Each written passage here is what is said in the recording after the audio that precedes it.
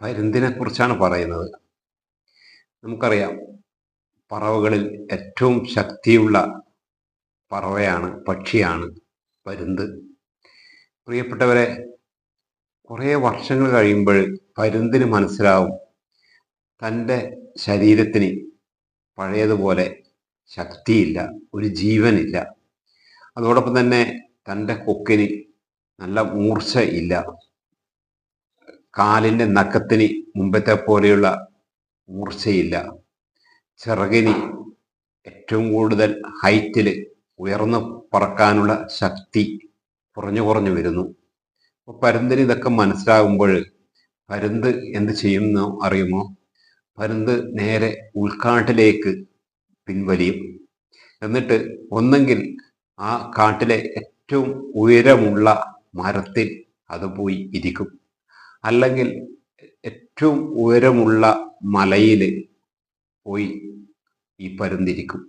എന്നിട്ട് അവിടെ ചൂട് അടിക്കുന്ന ഒരു സ്ഥലത്താണ് ഈ പരുന്തിരിക്കുക, വെയിൽ അടിക്കുന്ന സ്ഥലത്ത്. എന്നിട്ട് ഈ പരുന്ത് എന്ത് ചെയ്യും എന്നറിയോ? ആദ്യം അതിൻ്റെ കാലിൻ്റെ നഖങ്ങൾ കുത്തി ദൂരക്കളയും. പിന്നീട് തൻ്റെ ശരീരത്തിലുള്ള എല്ലാ തൂവലുകളും കൊത്തി പറിച്ചു കളയും. പിന്നീട് ഈ കല്ലിൽ, ഈ പാറയിലോ അല്ലെങ്കിൽ മരത്തിൻ്റെ തടിയിലോ ഈ കൊക്ക് കൊണ്ട് ഇടിച്ച് കൊക്കും പറിച്ചു കളയും. എന്നിട്ട് ഈ പരുന്ത് ദിവസങ്ങളോളം ഈ വെയിലേറ്റ് ചൂടേറ്റിട്ട് അങ്ങനെ ഇരിക്കും, ഒരു ധ്യാനം എന്ന പോലെ.